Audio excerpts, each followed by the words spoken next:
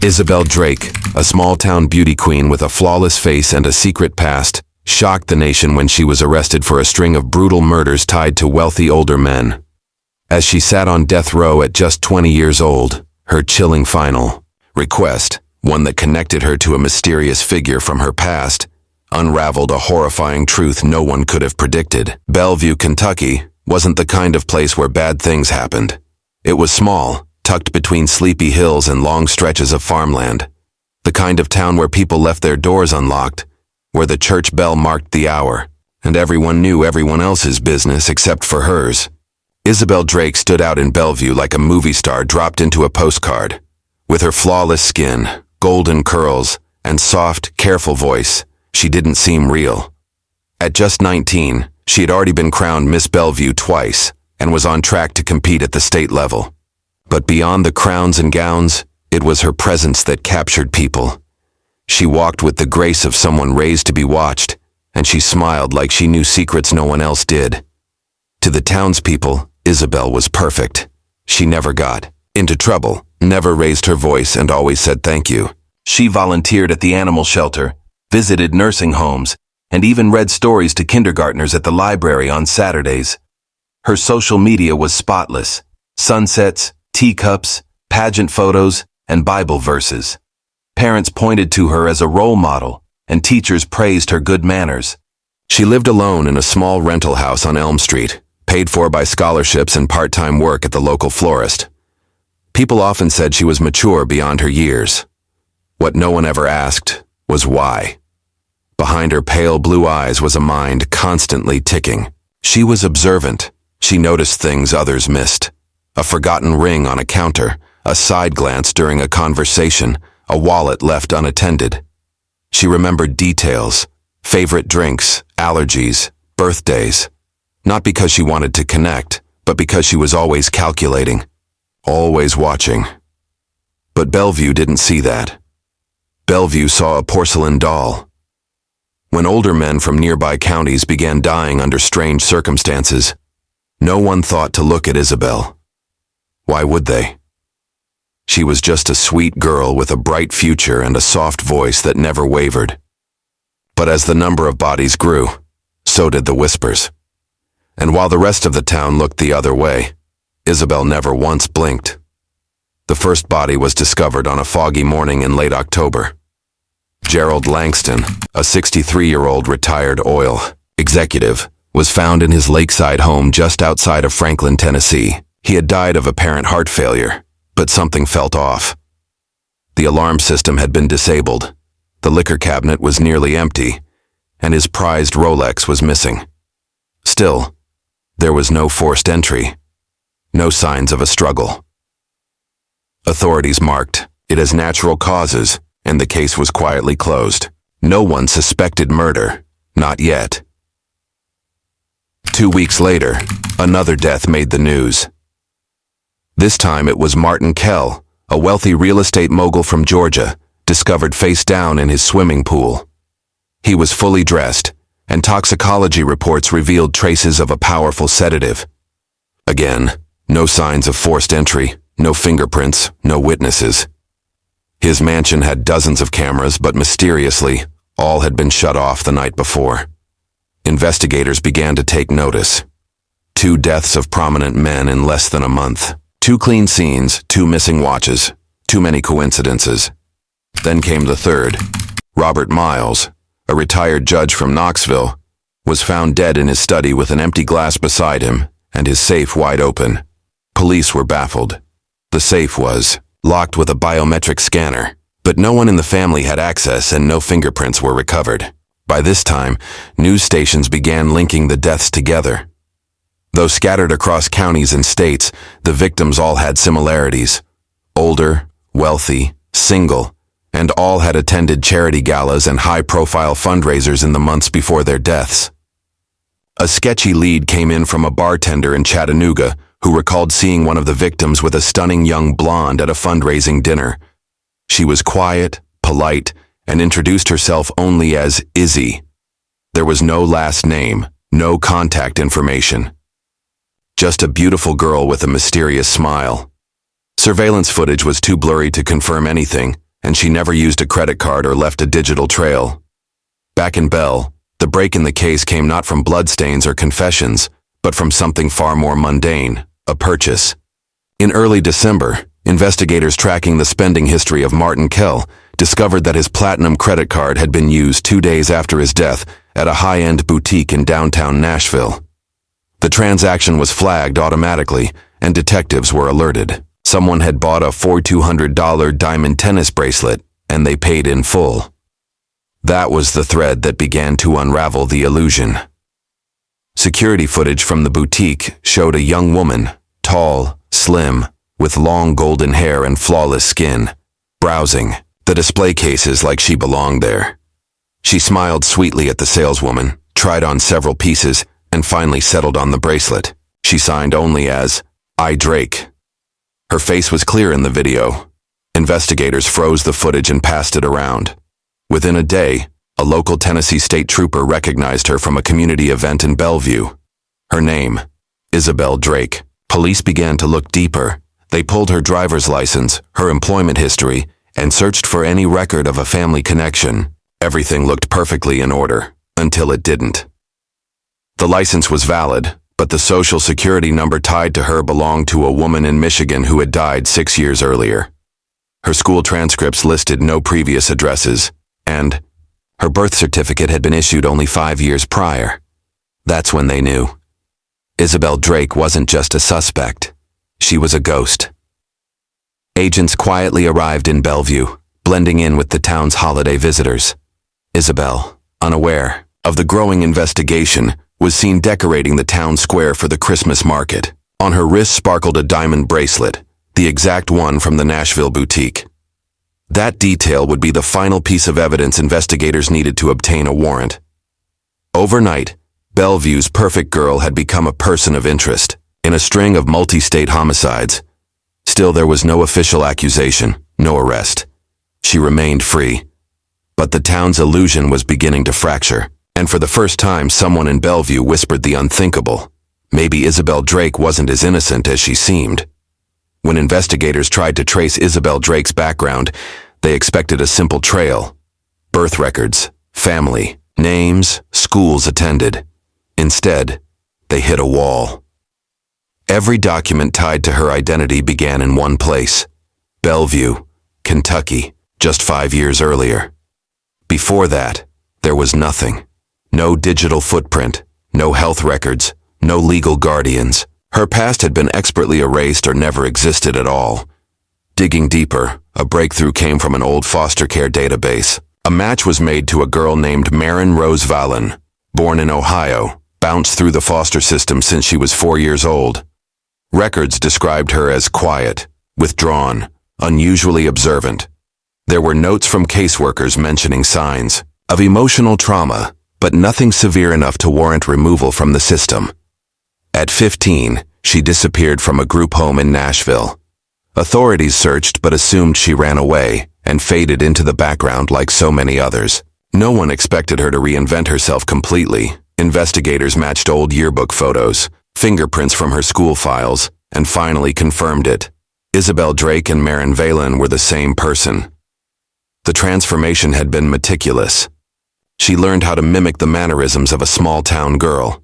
She memorized Bible verses, local history, even hometown recipes. Every detail was curated to perfection. It was no accident that she chose Bellevue, a town too quiet, too trusting, too eager to believe in a fairy tale. When the news broke, Bellevue was shaken. Parents who had let their children spend time with her were horrified. Teachers who once praised her excellence now questioned their judgment. Her pageant titles were stripped overnight. The florist where she worked removed her name from the schedule and scrubbed her photo from the website. But even as the town turned cold, no one could forget the image of the graceful girl in a white dress, waving from the back of a convertible during the Founders' Day parade. Isabel didn't run.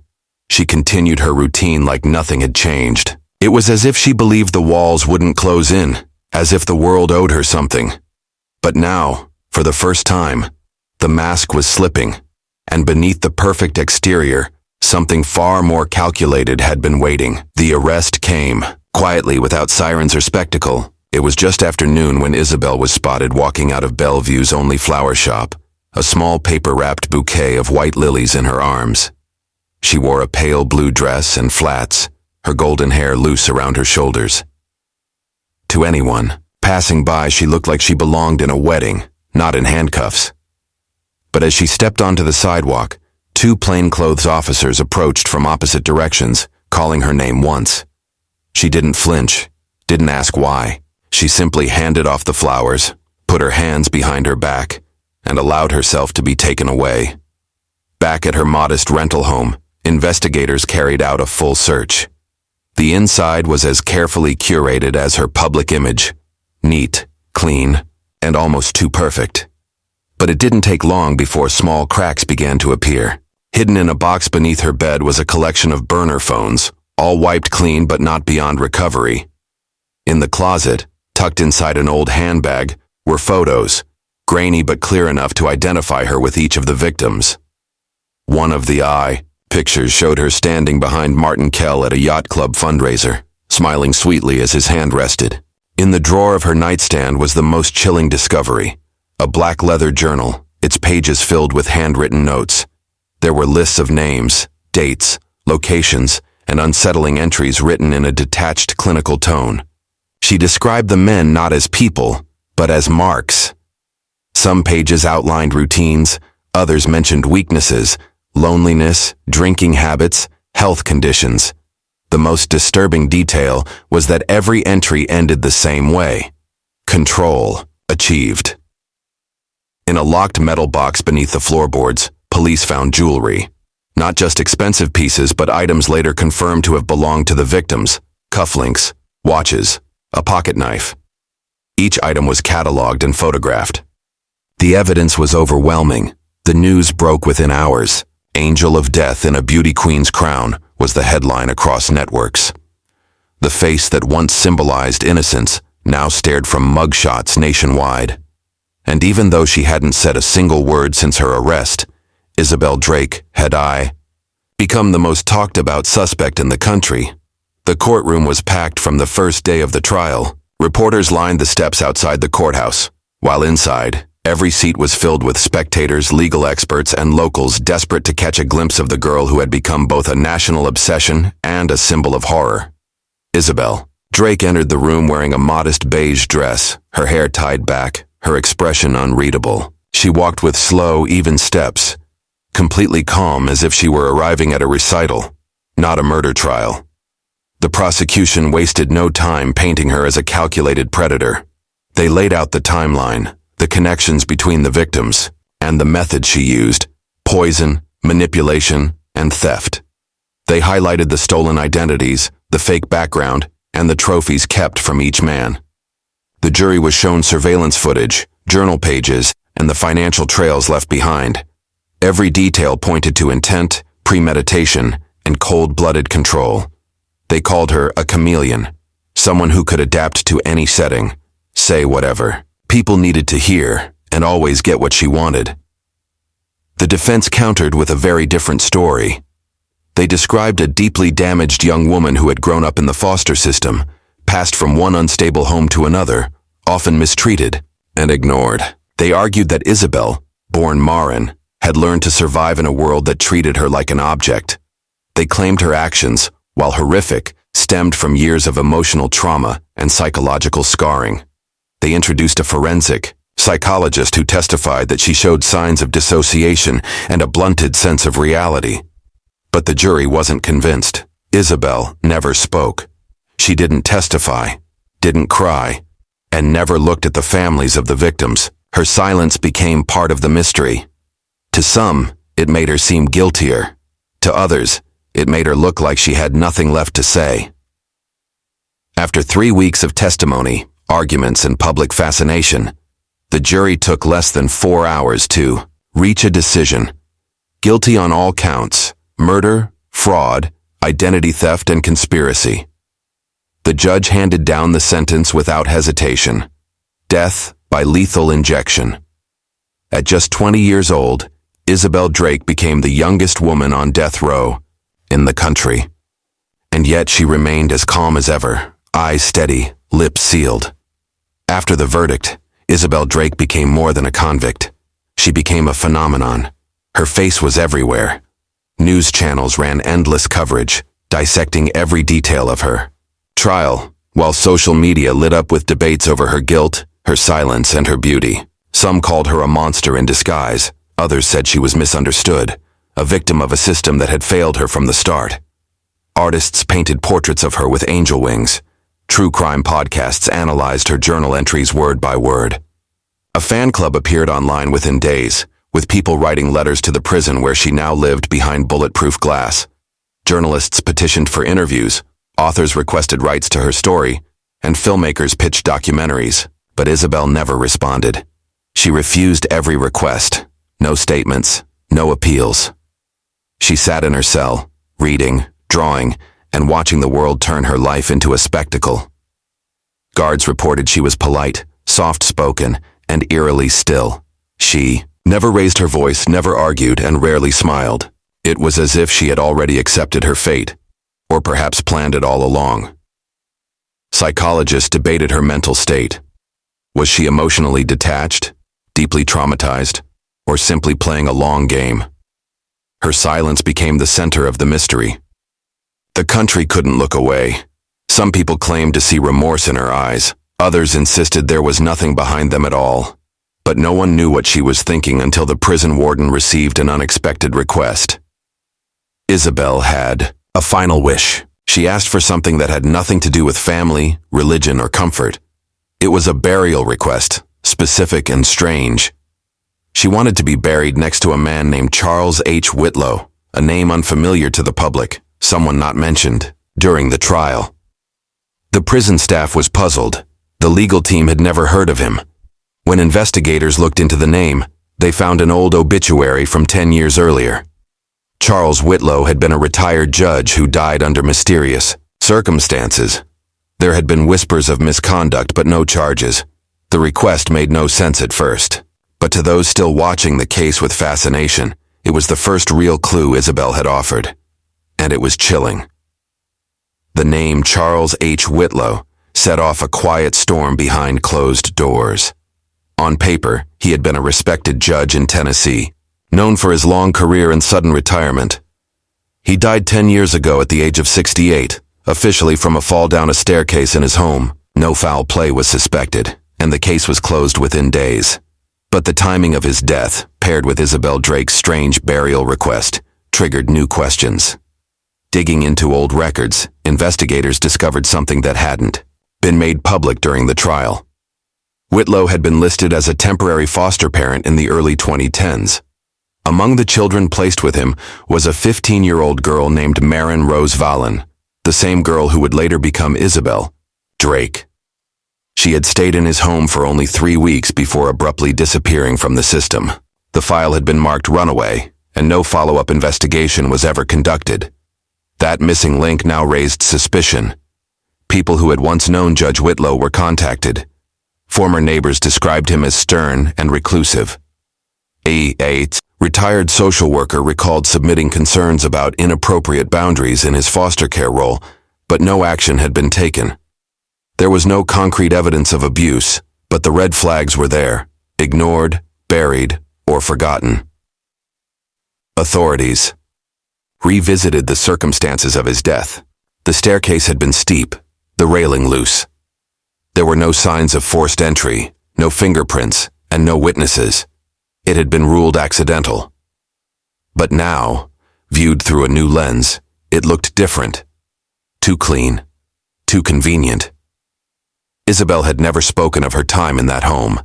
It had never come up during the trial, and she had offered no defense or explanation.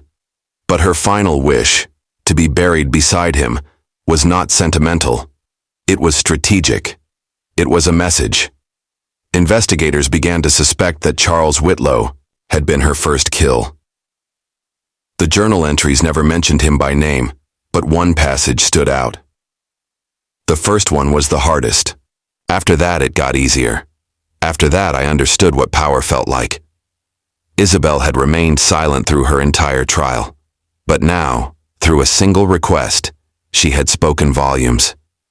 As investigators delved deeper into the connection between Isabel and Charles Whitlow, the horrifying truth began to unravel. The more they learned about Whitlow's past, the clearer it became that his role in Isabel's life had been far more sinister than anyone could have imagined. Whitlow's time as a foster parent was peppered with disturbing accounts that had never been fully addressed. Though no charges had ever been filed against him, several former foster children had mentioned his controlling behavior. He had a reputation for being overly protective, excessively concerned with the appearance of his home, and strangely focused on the way the children were presented to the outside world. But most chillingly, one former caseworker, who had dealt with Isabel, then known as Marin, recalled seeing bruises on her arms during a home visit. She had reported her concerns, but no investigation had been launched. Whitlow had kept a tight grip on his foster children. Isabel had been no exception. In fact, the caseworker's notes from the brief time Marin had spent in his home described her as a quiet, withdrawn child who rarely made eye contact and seemed unusually anxious around Whitlow. But despite these concerns, the caseworker had been unable to prove any abuse. The system had failed her then, just as it had failed so many others who had passed through Whitlow's home. For Isabel, the lasting trauma from her time there was something she could never escape. In the journal she had kept while on death row, Isabel had written in stark detail about her experience with Whitlow. She had always been good at keeping her emotions hidden, but in the journal she finally allowed herself to speak the truth. She described how Whitlow had made her feel small, powerless, and invisible. He had been the first man to make her believe that beauty, her beauty, was a weapon to be wielded for control. She had learned quickly how to manipulate the world around her, how to get what she needed from the men who were drawn to her. Whitlow had shown her the power of silence, of playing the role of the sweet, innocent girl who was never suspected. But it wasn't innocence she had cultivated.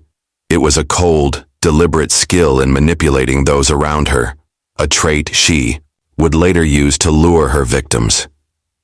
The final, most chilling part of the journal was the passage where Isabel wrote about her graduation from Whitlow's lessons. She confessed that the judge had been the first person she had ever killed, though she hadn't yet realized it at the time. His death, she claimed, had been an accident. She had never meant to push him down the stairs. But in her mind, it had been the logical conclusion to everything she had learned from him. It wasn't a matter of if she would kill again, but when. And soon the other men began to fall into place. Isabel's request to be buried next to Whitlow now made perfect sense. He had taught her everything she knew. She wanted to be close to him, even in death, to honor the twisted bond they had shared. It was the final proof that Isabel had never truly been the innocent girl everyone had thought her to be.